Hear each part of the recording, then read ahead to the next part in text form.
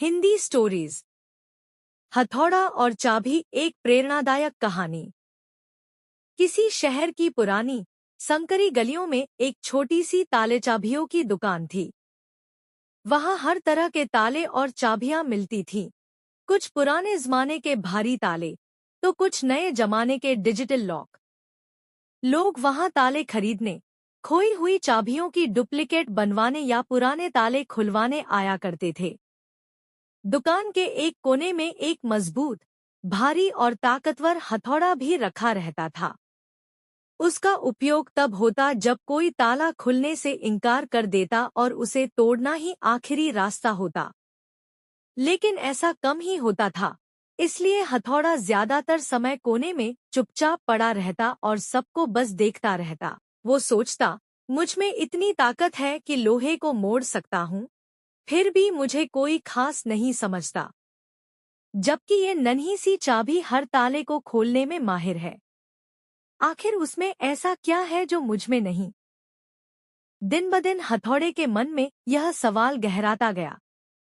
एक रात जब दुकान बंद हो गई और सभी ताले चाबियां विश्राम कर रही थी, तब हथौड़ा चुपचाप चाबी के पास गया और बोला, बहन चाबी, मैं एक सवाल बहुत समय से सोच रहा हूँ, लेकिन उसका उत्तर नहीं मिला।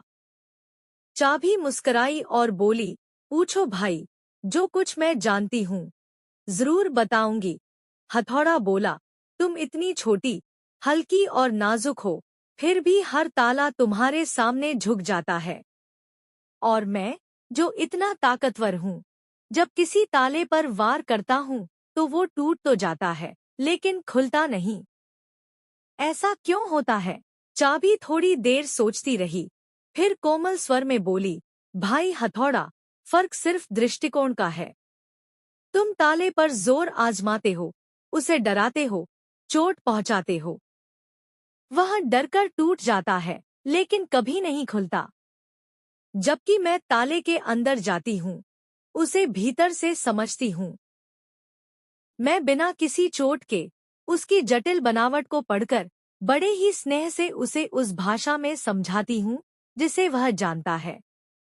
इसलिए वह मुझ पर भरोसा करता है और स्वयं खुल जाता है। हथौड़ा यह सुनकर मौन हो गया। उसे अपनी ताकत पर गर्व था, लेकिन अब उसे पहली बार समझदारी, संयम और भावनाओं की शक्ति का एहसास हुआ।